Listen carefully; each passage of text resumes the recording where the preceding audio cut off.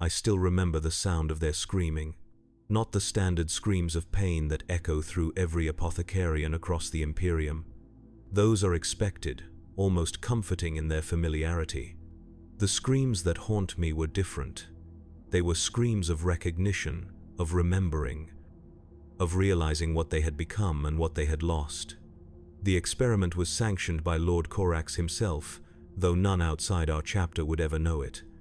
In the aftermath of the heresy, with our numbers decimated and the Imperium bleeding from 1,000,000 wounds, we needed to replenish our ranks faster than the traditional methods allowed. I was chosen to oversee the project not for my surgical skill, though it was considerable, but for my discretion, my loyalty, my willingness to do what must be done. I am Apothecary Solon Var of the Raven Guard, and I record this testimony knowing full well it may never reach another living soul. Perhaps that is for the best. Some truths are better left buried beneath the ashes of dead worlds. We called them the Awakened. 20 veteran soldiers of the Astra Militarum, decorated heroes all, selected for their physical resilience and psychological fortitude. Men who had witnessed the horrors of the galaxy and emerged with their sanity intact. Men who volunteered without fully understanding what they were volunteering for. The traditional creation of a space marine requires the implantation of gene seed organs into adolescents, their bodies and minds still malleable enough to accept such radical transformation. The process kills more than it saves, and those who survive lose much of their former selves in the crucible of their rebirth. Their childhood memories fade like mist, leaving only the warrior, only the angel of death.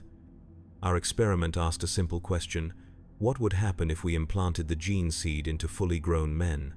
Men with decades of memories, with wives and children, with fully formed identities, the Mechanicus adepts, who assisted us calculated a survival rate of less than 5%. Lord Corax authorized the procedure anyway. 20 men. One success would be enough to prove the concept. I remember the first incision, the first implantation. Subject Primus, formerly Captain Torian Vell of the 44th Cadian. As I opened his chest cavity, his eyes found mine. There was no fear in them, only determination, only duty. How many times had I seen that same look in the eyes of my battle brothers? How many times had I worn it myself? For the Emperor, he whispered as the anesthesia took hold. I did not know then that those words would be the last he would ever speak in devotion to the Master of Mankind. What we did not account for, what we could not have predicted, was that they would remember, all of it, every life they had taken, every comrade they had lost, every order they had followed without question. And when their bodies became weapons, when their minds became fortresses, when they should have transcended their humanity and become something greater, they instead became something unexpected. They became conscious of what they were. The first signs were subtle. Subject Primus, recovering from the final surgeries faster than we anticipated, asked about his family. Space Marines do not ask about their families. They remember duty, training, combat doctrine, the faces of their brothers and their Primarch. But parents, siblings, children, these memories are burned away by the hypno-indoctrination, by the chemical reconfiguration of the brain, by the psychological conditioning that transforms a human child into a transhuman warrior. Yet Torian Vell remembered his wife. He remembered the scent of her hair. He remembered the sound of his daughter's laughter. And as his body grew stronger, as his reflexes became sharper, as he became in body what we had intended him to become, his mind refused to follow the expected path. The others were the same. They remembered. They questioned. They dreamed. Space Marines do not dream. I reported these anomalies to my superiors, of course. The data was too valuable to conceal, regardless of the implications. Lord Corax himself reviewed my findings, his face as unreadable as ever. He ordered the experiment to continue, to observe, to document. We were to push forward, to see where this unexpected path might lead. I obeyed, as I always had, as I had been made to do. For 6 months, I watched them grow into their new bodies, these men who remembered being men. I monitored their physical development, which proceeded exactly as the texts described: enhanced musculature, reinforced skeleton, secondary heart beating in perfect synchronization with the primary, improved vision, accelerated healing. In every measurable way, they were becoming Astartes, but their minds remained stubbornly, gloriously human. They formed bonds with one another that went beyond the brotherhood of warriors. They spoke of their pasts, shared stories of battles fought under distant suns, of loves lost and found, of fears overcome and still carried. They laughed, they wept. Sometimes, in the darkness of their quarters when they thought no one was monitoring, they prayed not to the emperor, but to older gods, to the gods of their childhoods, to gods who listened. I watched it all and recorded everything, telling myself I was merely gathering data, that I was serving the chapter, that I was doing my duty. But somewhere in those 6 months, as I documented their transformation, I began to undergo a transformation of my own. I began to question, when did it start? Perhaps it was the day Subject Tertius, formerly Sergeant Elias Kazan of the Armageddon Steel Legion, asked me if I remembered my mother. I told him Space Marines have no mothers, only gene fathers. He looked at me with pity in his transhuman eyes. "Everyone has a mother, brother," he said, "even angels of death." That night, for the first time in 2 centuries of service, I dreamed of a woman's face. I could not recall her name or her voice, but I knew with a certainty that transcended memory that she had given birth to me. That before I was Solon Var of the Raven Guard, I had been someone's son. The dream left me shaken in a way no battlefield horror ever had. Was this what the awakened experienced every night? This connection to a past that should have been burned away, this reminder that they had once been something other than weapons of the Imperium. I should have reported my dream. I should have submitted myself for psychological evaluation and possible mind wipe. I did neither. Instead, I continued my observations, and my questions multiplied. Why were we created unable to feel as humans feel?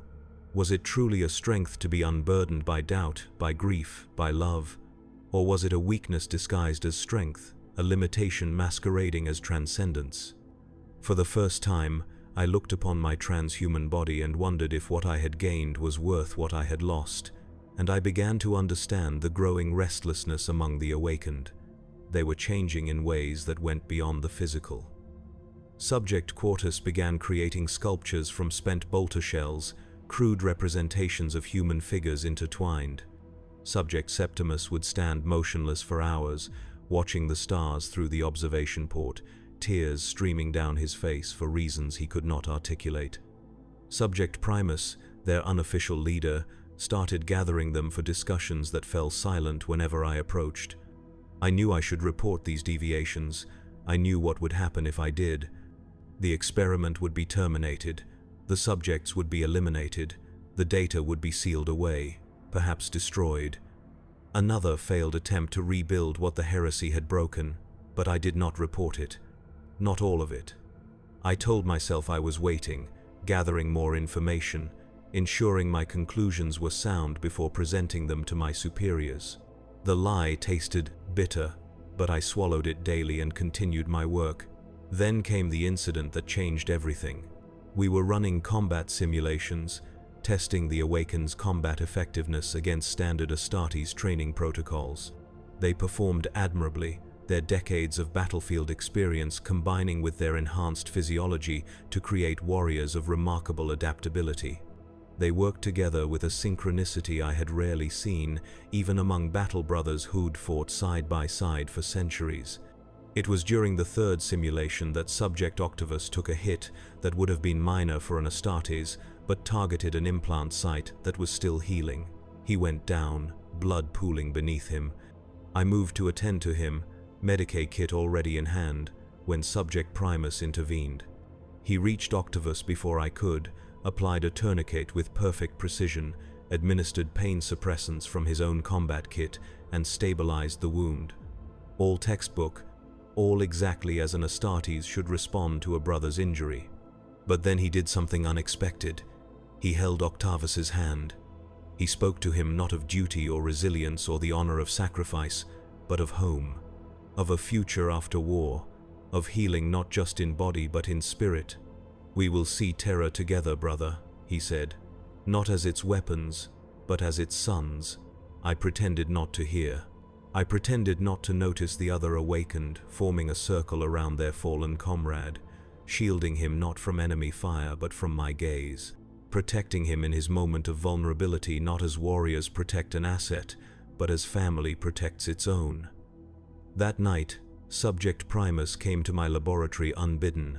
He stood before me, a perfect specimen of what the Emperor intended the Astartes to be, and yet his eyes held something the Emperor had deliberately engineered out of his transhuman creations.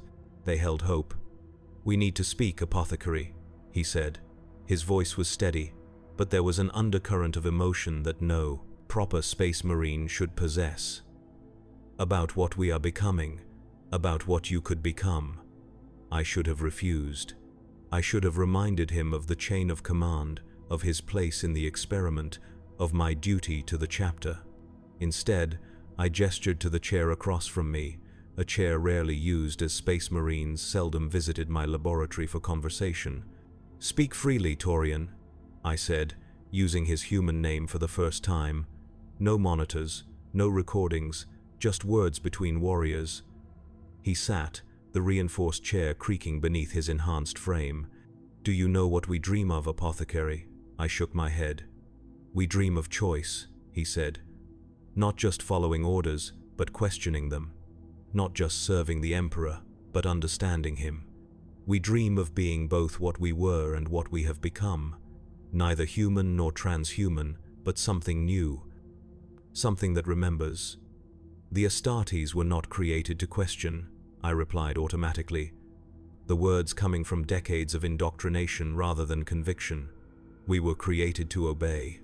"And how has that served humanity?" he asked. "Half our legions turned against the Emperor, brother killed brother while mankind burned. If the angels of death had remembered what it meant to be human, would the heresy have happened at all?" The question struck me like a blow. It was heresy, of course. Questioning the Emperor's design always was. But in the decades since the heresy, in the shadow of that ultimate betrayal, who among us had not harbored such thoughts in the darkest corners of our minds? "What are you proposing?" I asked, though I already knew, already feared, already, may the Emperor forgive me, hoped. "That we are not a failed experiment, but a successful one," he said. "Not as the chapter intended, perhaps, but we have become something new, something necessary. Space Marines who remember being human, warriors who understand what they fight for, angels who have known the touch of the earth." He leaned forward, his enhanced eyes reflecting the sterile light of my laboratory. "We cannot be the only ones who question, Apothecary. Not after all the Imperium has endured, not after all we have lost. There must be others like us, others who remember, others who dream." "If there are," I said carefully, "they keep such thoughts to themselves. To do otherwise would be heresy," he finished for me. "But is it heresy to seek the Emperor's true vision? Is it heresy to believe we can serve humanity better by remembering we were once human ourselves?" I had no answer for him. No answer that would not either condemn or endorse what he was suggesting. I was walking a razor's edge, and I knew that one wrong step would send me falling into an abyss from which there would be no return. "You should go," I said at last. "We both have duties to attend to." He rose, towering over me despite my own transhuman stature. "Consider what I have said, Apothecary. Watch us, listen to us. We are not renegades. We do not seek to overthrow or destroy. We seek only to remember, and in remembering, to serve better than we could by forgetting." After he left, I sat alone in my laboratory for a long time, turning his words over in my mind. I thought of my dream, of the woman's face I could almost recall. I thought of the heresy, of brother turning against brother while the Emperor's vision burned. I thought of duty and obedience, and the cost of unquestioning loyalty. And for the first time in 2 centuries of service, I permitted myself to consider a heretical thought. What if the awakened were right? What if remembering humanity made for better defenders of humanity? What if the flaw in the Emperor's design was not that half his sons rebelled, but that they had the capacity to rebel without the wisdom to choose loyally for the right reasons?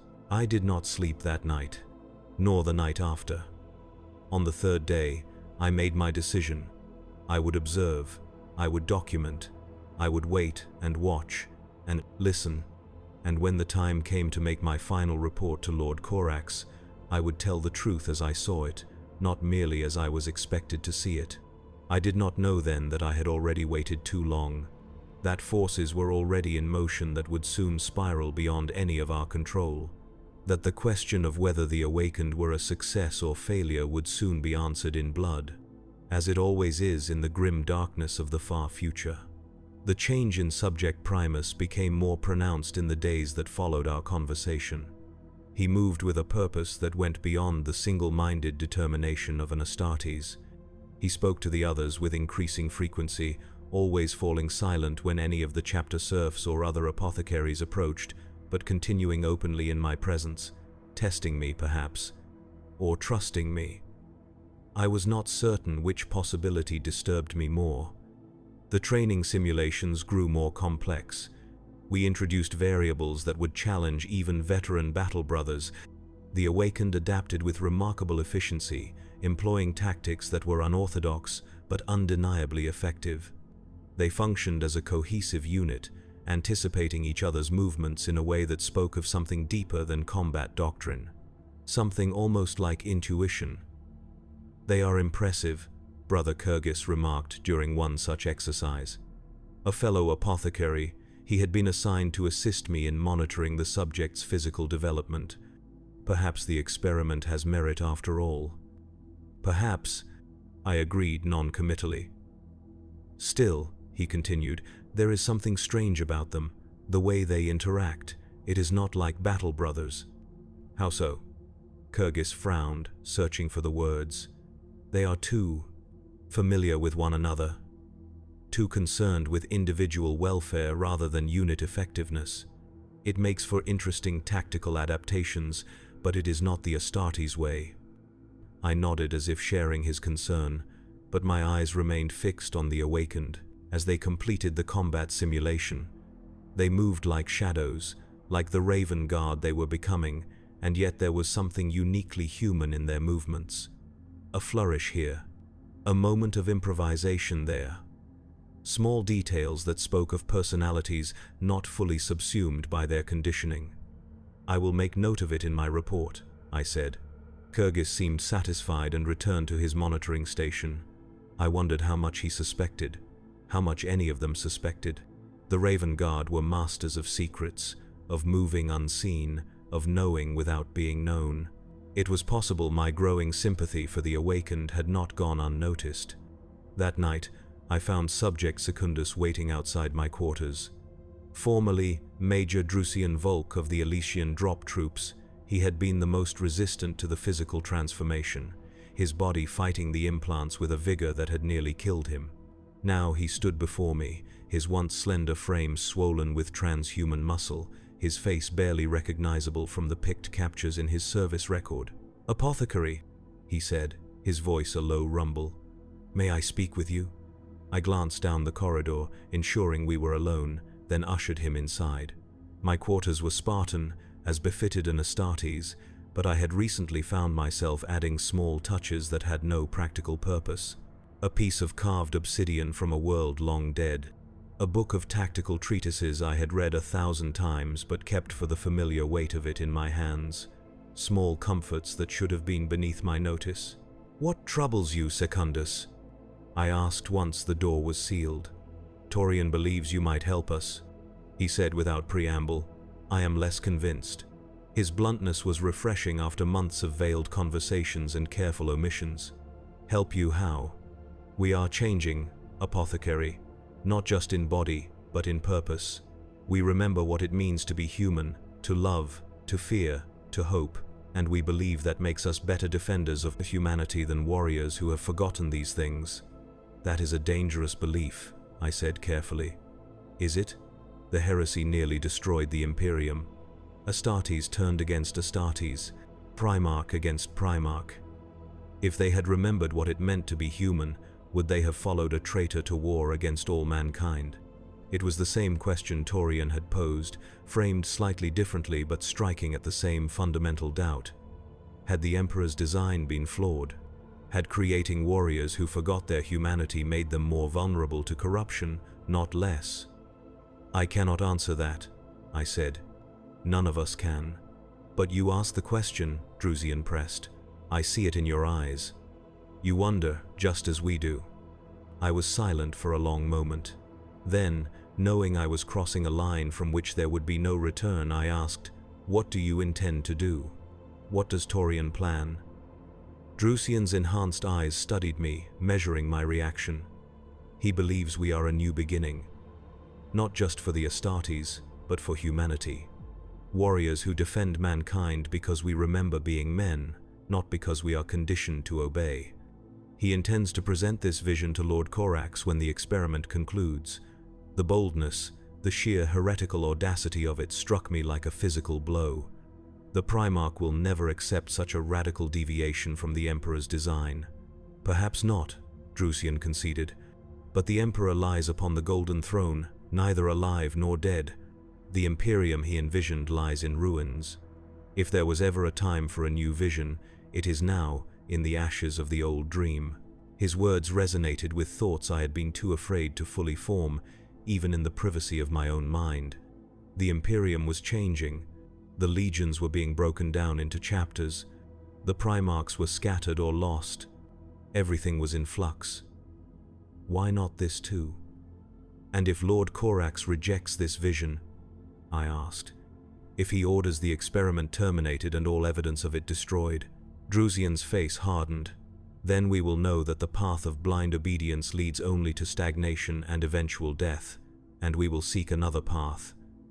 "You speak of rebellion," I said, the word feeling like ash in my mouth. "I speak of evolution," he countered, "of becoming what the Astartes were always meant to be. Defenders of humanity who understand what they defend." He moved toward the door, then paused. "Torian believes you could be one of us, Apothecary. That beneath your conditioning, some spark of your humanity still burns. I am not so sure. But I hope he is right." After he left, I sat in the darkness of my quarters for a long time, turning his words over in my mind. Evolution or heresy? A new beginning, or the first step toward a new betrayal? I did not know, could not know, but I was beginning to understand that I would have to choose a side before the end. And that choice would define not just my fate, but possibly the fate of the experiment, the chapter, perhaps even the Imperium itself. The weight of it should have crushed me. Perhaps it would have, if I had still been fully the Astartes I was created to be. Instead, I found myself thinking of the face in my dream, of the mother I could not remember, of the human child I had once been. And I wondered what he would have chosen, that boy whose name I had long forgotten, whose life I had been conditioned to believe was merely prelude to my true purpose. For the first time in centuries, I wished I could remember him. Remember myself. In the following weeks, the division between the Awakened and the rest of the chapter grew more pronounced. It manifested in small ways at first. The Awakened would fall silent when other Astartes entered the training cages. They developed a complex system of hand signals supplementing the standard chapter battle cant, allowing them to communicate in ways only they understood. They requested and were granted permission to quarter together, citing the unique challenges of their transformation. I documented these developments with careful neutrality in my official reports, omitting the growing frequency of my private conversations with Torian and the others. Conversations in which we explored the heretical question at the heart of their awakening. What if Space Marines were meant to remember? What if forgetting humanity was not a strength, but a fatal flaw in the Emperor's design? These thoughts consumed me, distracting me from my duties in ways that did not go unnoticed.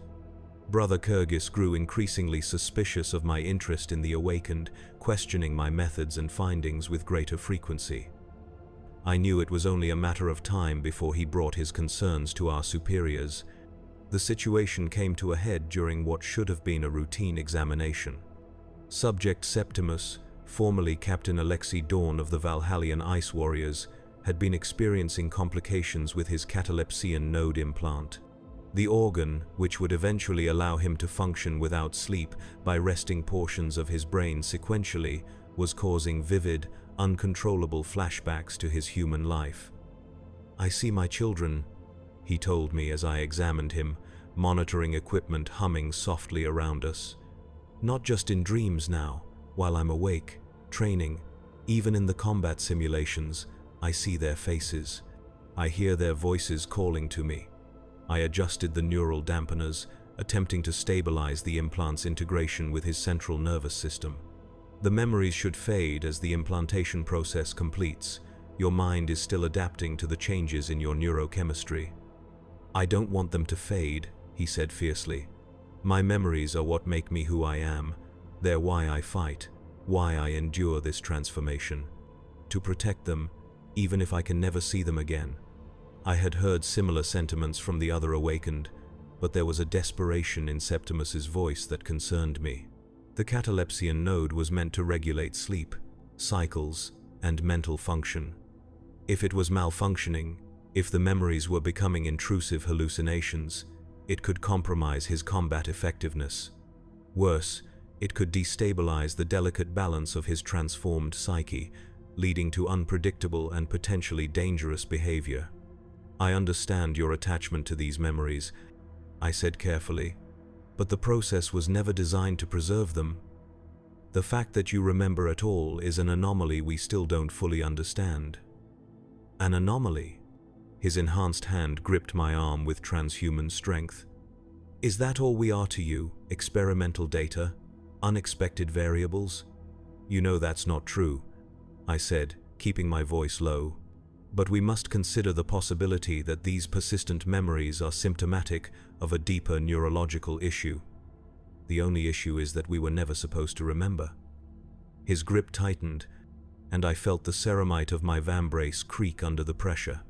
Never supposed to question, never supposed to feel.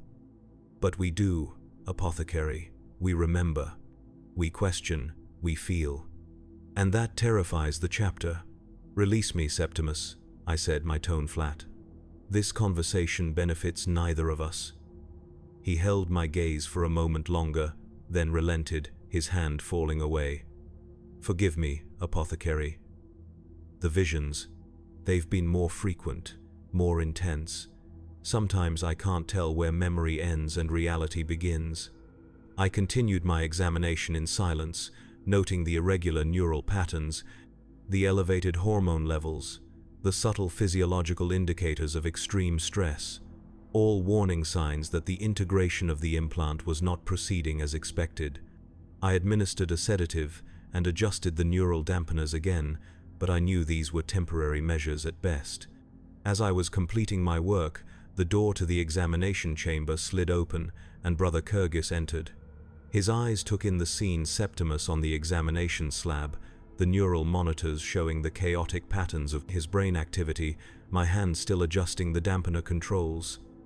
"Problems with the subject, Solon?" he asked, using my given name rather than my title. A subtle reminder of familiarity, of shared purpose. "Minor complications with the catalepsian node," I replied, my tone professional. "Nothing unexpected given the unusual nature of the implantation process." Kyrgyz approached, examining the readouts with a critical eye. "These neural patterns are far from minor, brother. The subject's limbic system is hyperactive, and these theta waves are consistent with extreme emotional distress."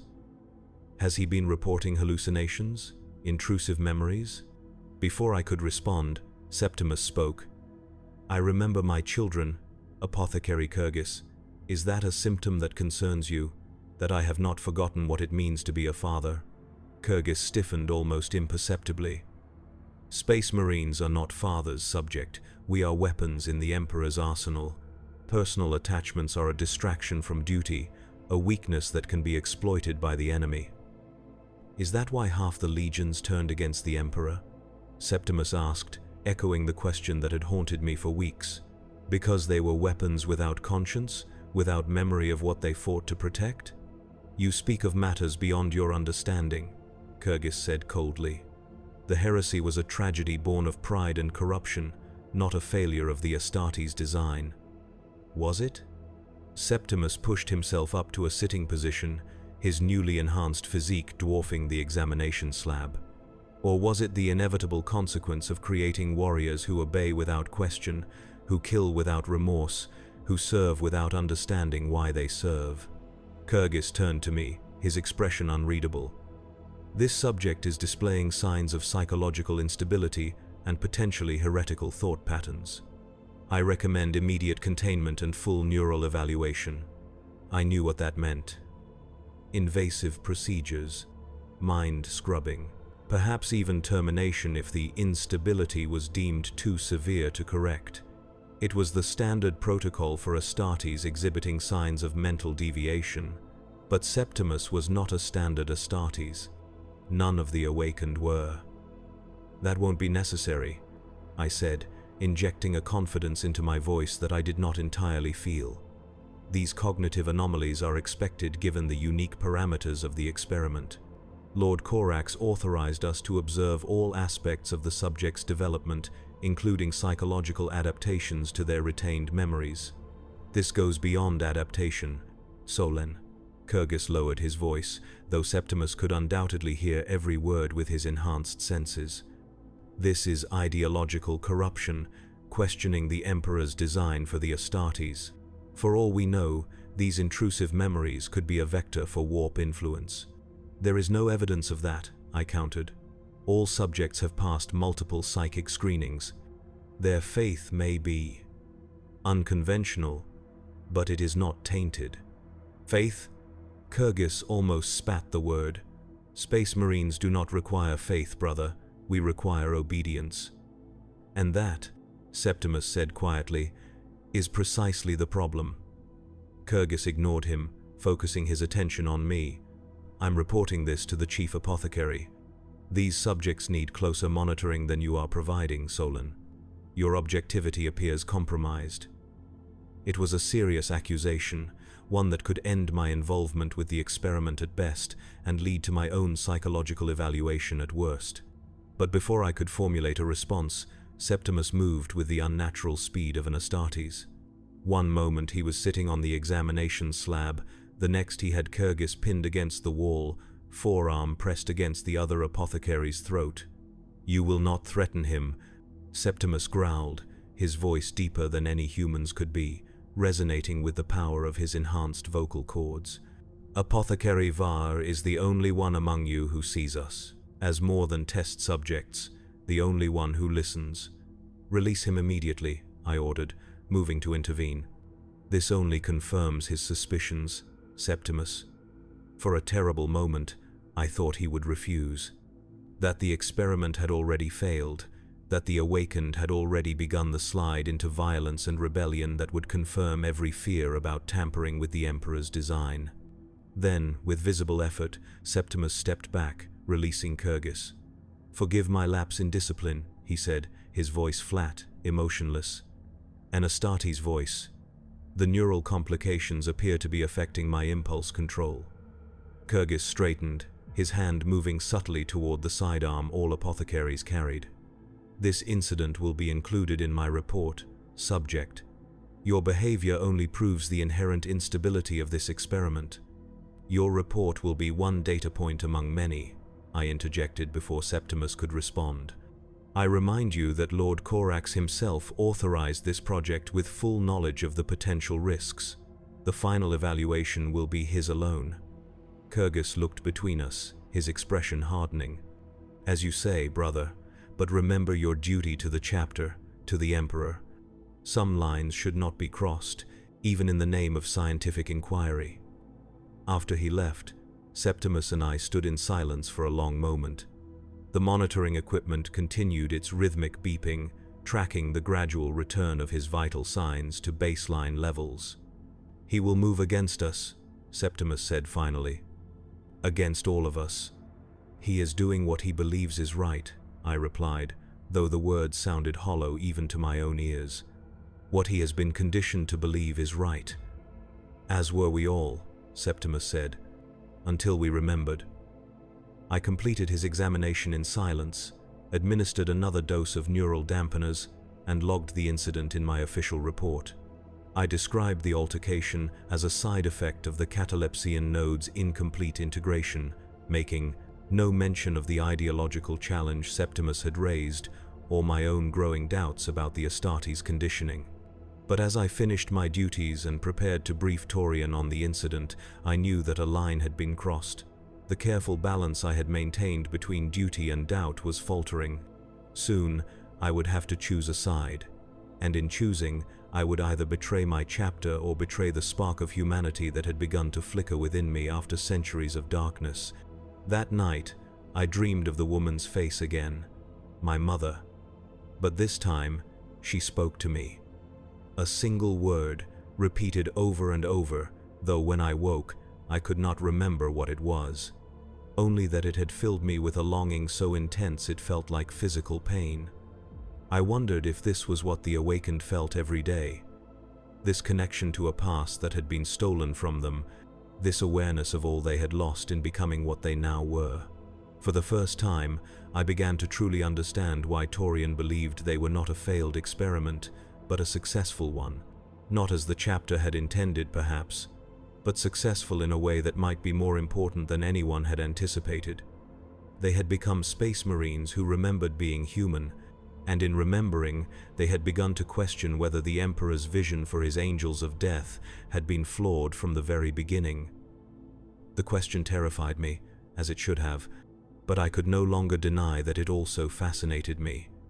And in that fascination lay the seeds of either salvation or damnation, not just for the awakened, but for all of us who bore the gene seed of the Primarchs. The incident with Kyrgyz accelerated events beyond any of our control. Within hours, security protocols around the awakened were enhanced. Their training sessions were more closely monitored, their quarters subjected to random inspections, their communications with one another restricted under the guise of neurological health concerns. I was not removed from the project, not yet, but my access to the subjects was limited to supervised medical examinations. Brother Kyrgyz or another apothecary was always present, watching my every move, questioning my findings, challenging my methods. The message was clear. I was no longer trusted. Torian, ever perceptive, recognized the change immediately. During a routine physical assessment, with Brother Kyrgyz hovering nearby monitoring every word, he caught my eye. "They fear us, Apothecary Var," he said, his voice carrying just enough to reach Kyrgyz's ears. "Not for what we are, but for what we represent." "Focus on the examination, subject," Kyrgyz interjected. "Your philosophical musings are irrelevant to this procedure." Torian ignored him, his enhanced gaze fixed on mine. "Tell me, do you still dream of her?" The woman's face. I froze, my hand hovering over his chest where I had been checking the integration of his secondary heart. How could he know about my dreams? I had spoken of them to no one, recorded them in no log, mentioned them in no report. Yet the knowing look in his eyes told me he was not guessing. "I don't know what you're talking about, subject," I said, forcing clinical detachment into my voice. "Please remain still while I complete this examination." "Of course, Apothecary," he replied, but his eyes held mine for a moment longer, communicating what could not be said aloud. "We are connected," that look said, "more than you know, more than either of us understands." Kyrgyz moved closer, his suspicion almost palpable. "Is there a problem, Brother Var?" "No problem," I answered, continuing the examination with mechanical precision. "The subject's secondary heart is functioning within optimal parameters." The rest of the examination proceeded in tense silence. When it was complete, I logged my findings while Torian was escorted back to the Awakender's quarters by 2 chapter serfs. Armed chapter serfs, I noted, another change in protocol, another sign of the growing distrust. "Your familiarity with the subjects concerns me, Solon," Kyrgyz said once we were alone. "You speak to them as if they were battle brothers rather than test subjects. You permit them liberties no apothecary should allow." "I'm building rapport," I replied, not looking up from my data slate. It makes them more cooperative, yields better observational data. Does it? Kyrgyz's voice hardened. Or does it blur the lines between observer and subject? Between duty and something else? I set down the slate and met his gaze directly. What exactly are you implying, Brother Kyrgyz? I think you know, he said. I've reviewed your reports. What you include is informative. What you omit is more telling.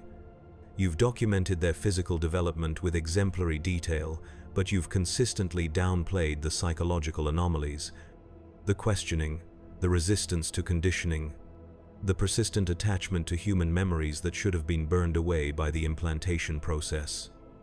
I report what I observe, I said carefully.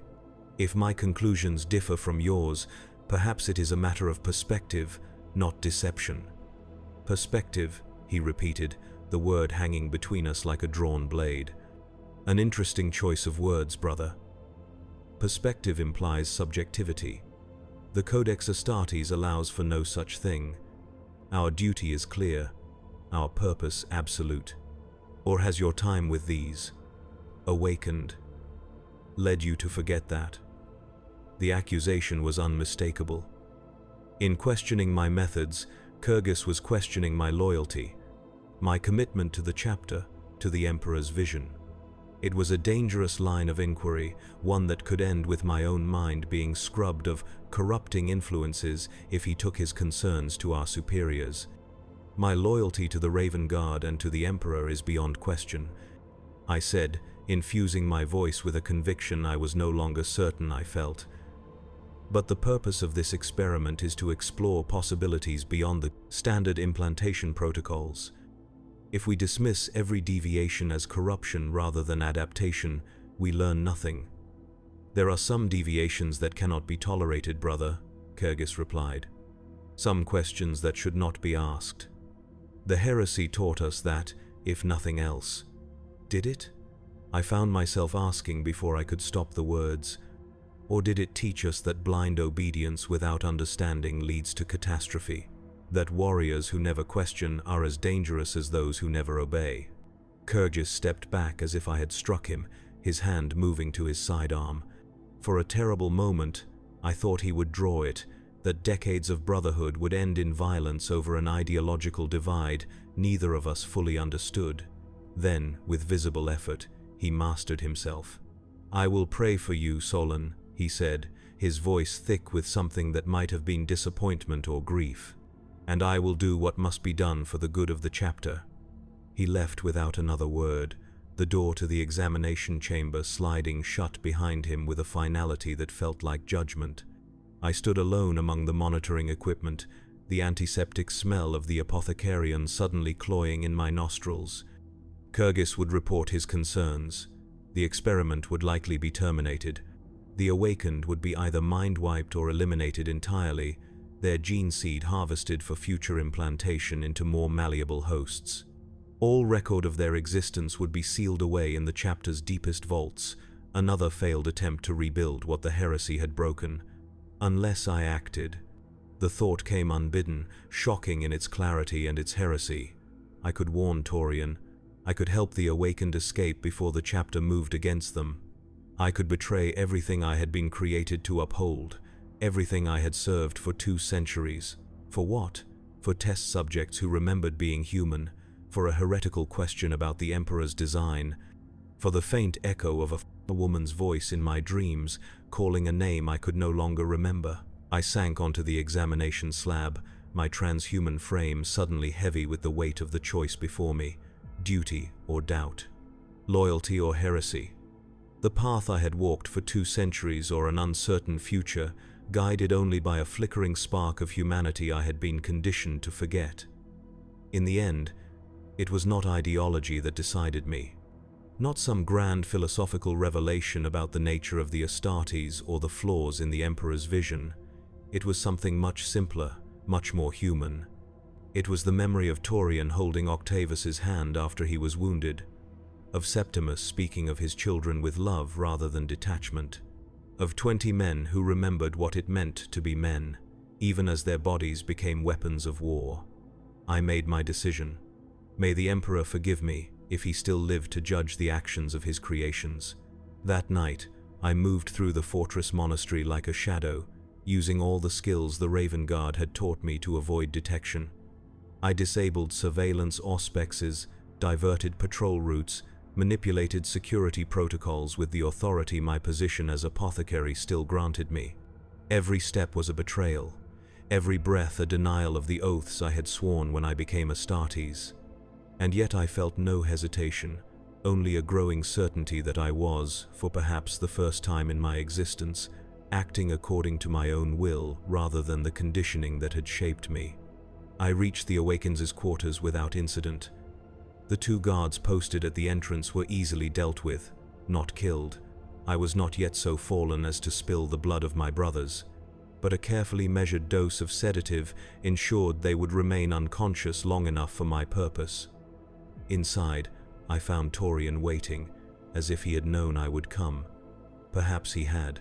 Perhaps the connection between us went deeper than either of us understood, some resonance of shared humanity that transcended the US barriers of conditioning and duty. "You've made your choice then," he said, not a question but a statement of fact. "Kyrgyz will report his concerns," I replied. "The chapter will move against you, against all of you, perhaps as soon as tomorrow."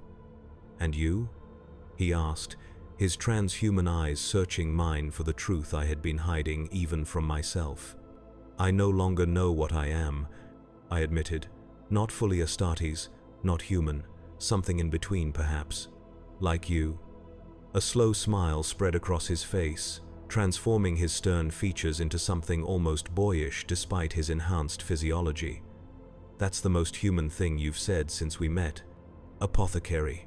The others emerged from their quarters, 19 transhuman warriors who moved with the lethal grace of Astartes, but whose eyes held something no proper space marines should. Hope, fear, determination.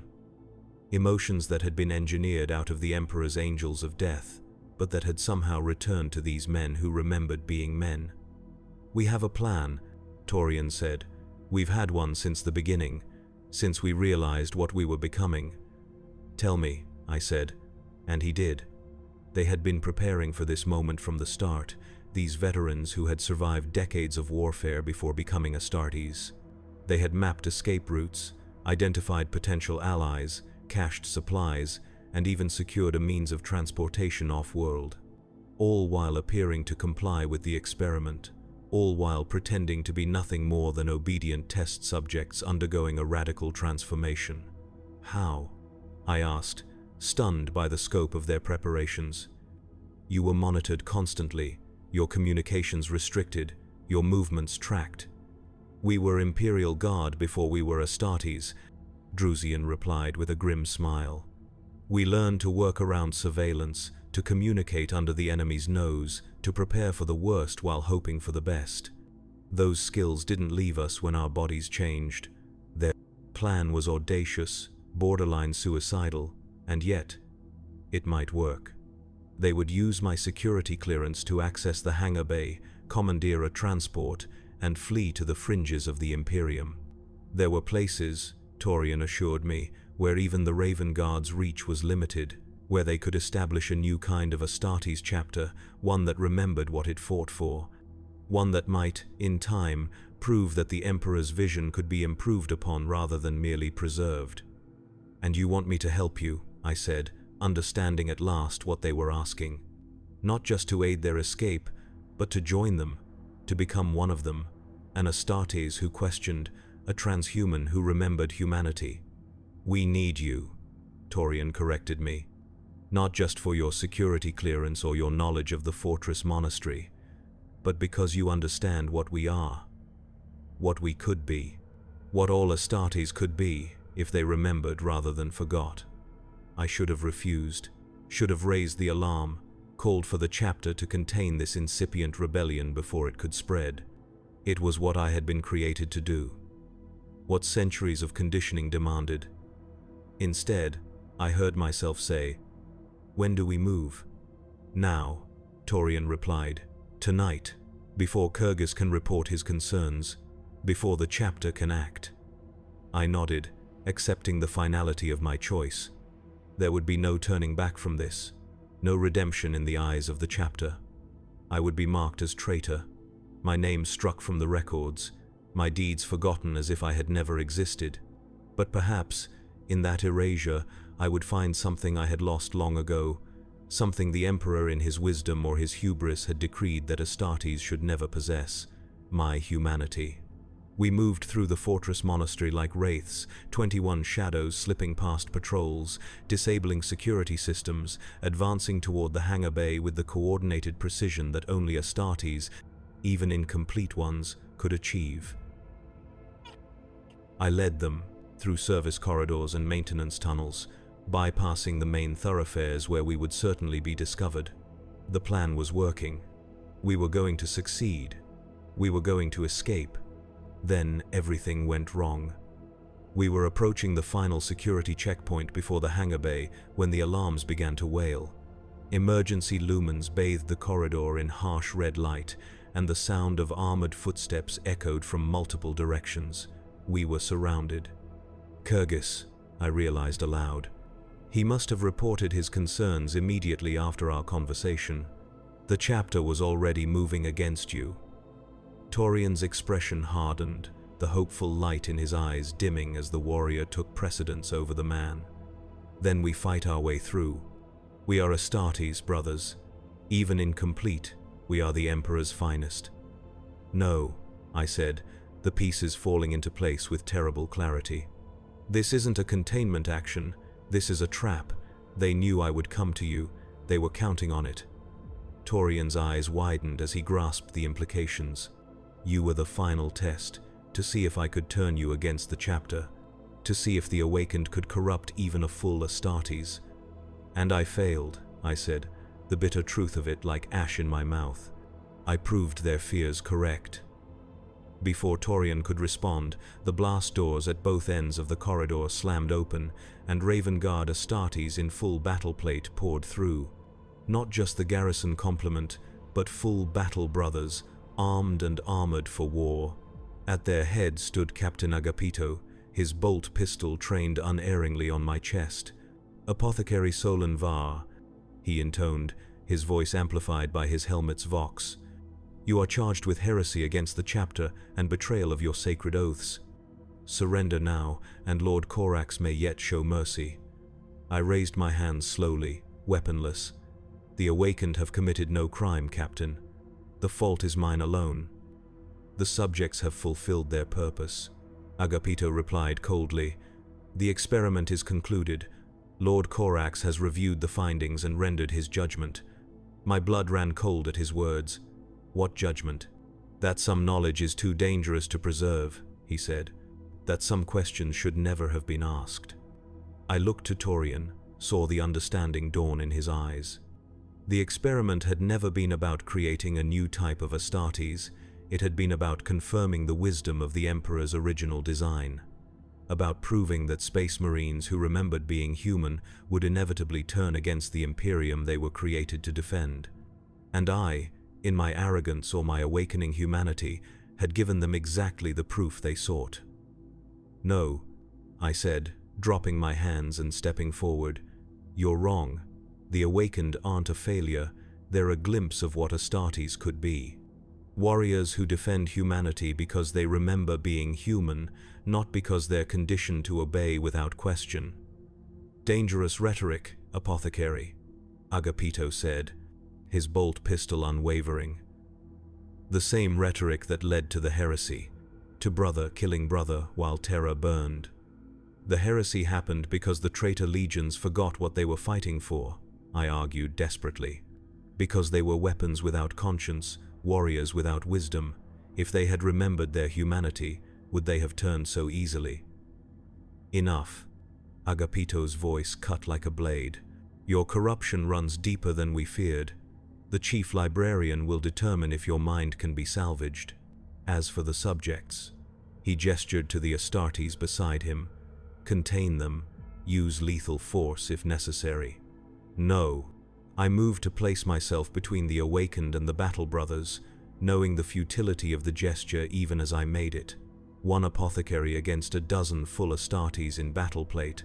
The outcome was predetermined. But Torian's hand on my shoulder stopped me. "It's all right, Solon," he said, using my given name for the first time. "We knew the risks when we volunteered. We knew what might happen if we remembered too much, questioned too deeply." "This isn't right," I insisted. "This isn't justice."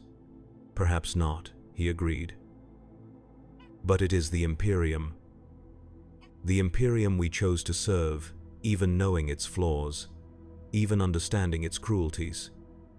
He stepped past me, facing Captain Agapito with his head held high, unarmed but unbroken. "We surrender, Captain. No blood need be shed today, not even for the sake of an experiment."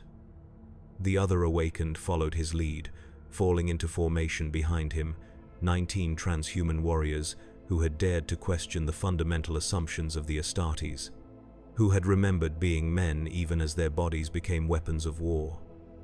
Agapito seemed almost disappointed by their peaceful surrender. Perhaps he had expected, even hoped for, resistance that would justify their immediate execution. Instead, he was left with prisoners whose very existence raised questions the chapter preferred not to answer. "Take them to containment," he ordered. "Apothecary Var is to be escorted to the librarium for evaluation. Lord Corax will determine their ultimate fate." As the awakened were led away, Torian caught my eye one last time. There was no fear in his gaze, no regret, only a serene acceptance and something else. Something that looked almost like pity, not for himself, but for me. For all Astartes who had forgotten what they had once been. Then he was gone, and I was left alone with my failure and the bitter knowledge that I had not only failed to save the awakened, but had likely sealed their doom by my misguided attempt to help them. The battle brothers who escorted me to the librarium were silent, their contempt palpable even through their sealed helmets. I had betrayed the chapter, betrayed my oaths, betrayed everything I had been created to uphold. In their eyes, there could be no greater sin. Yet as we walked the cold corridors of the fortress monastery, as I contemplated the mind scrubbing that almost certainly awaited me, I found myself wondering if the true betrayal had happened long ago, when the Emperor decreed that his angels of death should forget their humanity in order to better serve it. When he created warriors who could kill without remorse, obey without question, sacrifice without hesitation. Perhaps the awakened had been right all along. Perhaps remembering was not a weakness but a strength, not corruption but clarity. Too late now, too late for them, too late for me, or so I thought. The librarium was dark when we arrived, illuminated only by the flickering blue light of psychic wards and the soft glow of ancient data terminals. The battle brothers left me there, securing the entrance behind them. I was alone, or so it seemed, in the vast chamber that housed the chapter's accumulated knowledge and its most dangerous secrets. "Apothecary Solon Var," a voice spoke from the shadows, deep and resonant, carrying the weight of authority that needed no amplification. "You have disappointed me." I turned slowly, knowing who I would see. Lord Corax himself stepped from the darkness, his massive frame making even the spacious librarium seem small. The Primarch of the Raven Guard, Gene Father to us all, his pale features as unreadable as ever, his eyes like chips of obsidian that reflected no light. I sank to one knee, head bowed, as protocol demanded. "My lord, I have failed in my duty. I allowed myself to be influenced by the subjects, to question what should never be questioned." "Yes," he agreed, his voice devoid of anger, which somehow made it worse. "You did. The question is why. You were chosen for this project because of your loyalty, your discretion, your unwavering commitment to the chapter and its principles. What changed, Apothecary?" I hesitated, knowing that any answer I gave would likely seal my fate. The truth would condemn me as corrupted beyond redemption. A lie would be detected instantly by the Primarch's transhuman senses. In the end, I chose the truth, not because it would save me, but because after everything that had happened, I owed the awakened at least that much. To speak honestly about what they had shown me, about what they had awakened in me. "I dreamed of my mother," I said simply. For the first time in 2 centuries of service, I remembered that I had been someone's child before I was the chapter's weapon. And it changed me. Corax was silent for a long moment, his face unreadable in the dim light of the librarium. When he spoke again, his voice was softer, though no less powerful for it. "Do you know why the Emperor designed the Astartes to forget, Apothecary? Why the hypno-indoctrination, the chemical reconfiguration, the psychological conditioning are all engineered to burn away the human past?" "For focus," I replied automatically, reciting the explanation every Astartes was given. "To eliminate distractions, emotional attachments that might compromise battlefield efficiency." "That is the practical reason," Corax acknowledged. "But there is another, deeper purpose. One that few outside the ranks of the Primarchs ever understood. The Emperor made you forget because remembering would be too painful. Because no human mind, even one enhanced as yours has been, could bear the weight of what we ask you to do while also remembering what you once were." He moved closer, his massive shadow falling over me. "Imagine, Apothecary, imagine remembering your mother's face, your father's voice, the warmth of a home, the innocence of childhood. Imagine carrying those memories through centuries of warfare, of bloodshed, of witnessing atrocities that would break any mortal mind. Imagine knowing what you had lost, truly understanding it, every time you took a life or gave an order that sent others to their deaths." I remained silent, but I did not need to speak. The horror must have shown on my face. "The forgetting is not a weakness in the Emperor's design," Corax continued. "It is a mercy, one of the few mercies in the creation of the Astartes. Your awakened discovered this truth in the hardest possible way. They remembered, and in remembering, they began to break under the weight of what they had become." "They seemed strong to me," I argued, though I knew the futility of debating with a Primarch. "Unified in purpose, clear in their conviction that remembering made them better defenders of humanity." "For now," Corax agreed. "While the transformation is still new, while the memories are still fresh, but what of a century from now? A millennium? How long before the dissonance between what they were and what they have become drives them to madness, to despair, to rebellion not born of ideological conviction but of psychological fracture?" I had no answer, could have none. The time span he described was beyond my comprehension, though not beyond his. The Primarchs were created to think in such terms, to see patterns that would take millennia to unfold. "The experiment was never about creating a new type of Astartes," Corax said, confirming what I had already begun to suspect. "It was about testing the wisdom of the Emperor's original design, about proving, once and for all, that the forgetting is necessary, that it is kindness, not cruelty." "And my role?" I asked, though I feared I already knew. "To observe, to document, and ultimately to be tested yourself." His obsidian eyes bored into mine. "To see if an Astartes who had fully embraced his transhuman nature could be drawn back toward humanity by prolonged exposure to those who remembered it." The results were informative. The cold calculation of it struck me like a physical blow. I had been part of the experiment all along, not just the observer but a subject in my own right. Monitored, evaluated, tested just as thoroughly as the awakened themselves. "What happens to them now?" I asked, dreading the answer but needing to know. "What must happen?"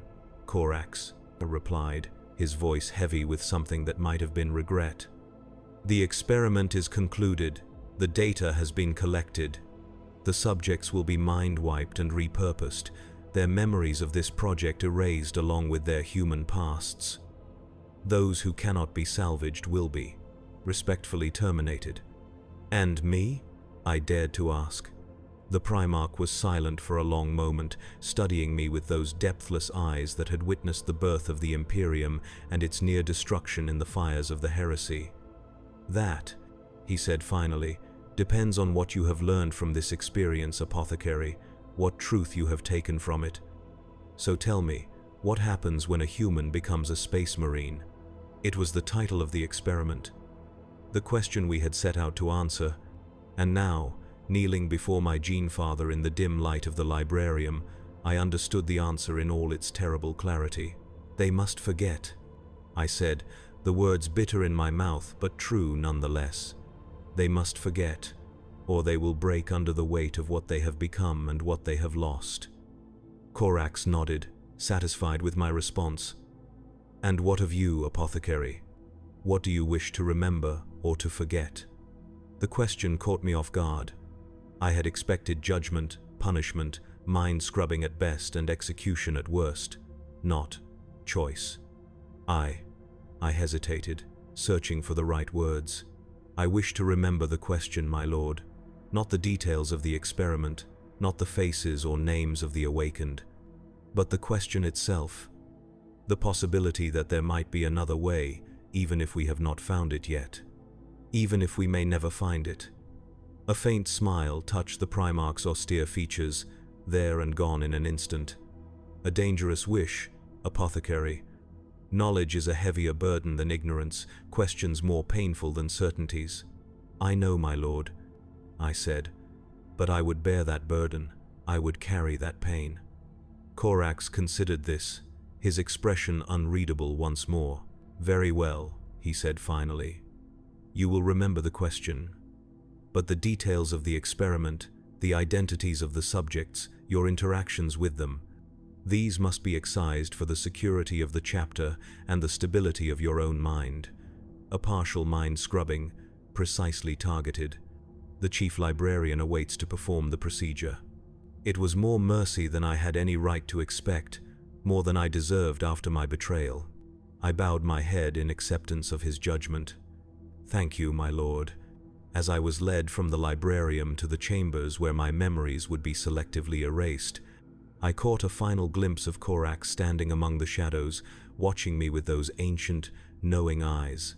Eyes that had seen the Emperor's dream born and nearly destroyed. Eyes that understood the terrible cost of creating angels from men. I never saw the awakened again, never learned their ultimate fate, though I could guess. The experiment was sealed in the chapter's archives, accessible only to the highest echelons of command. My memory of it was reduced to fragments, impressions, the ghost of a question that would haunt me for the rest of my service. What happens when a human becomes a space marine? They forget. They must forget. For to remember is to invite madness, to court destruction, to risk everything the Imperium was built to preserve. But sometimes, in my dreams, I still see a woman's face.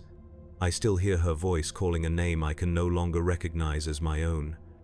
And I wonder, as I was permitted to wonder, if there might have been another way. If the Emperor in his wisdom or his hubris might have created warriors who could remember what they fought for, who could feel what they protected, who could be both transhuman and human at once.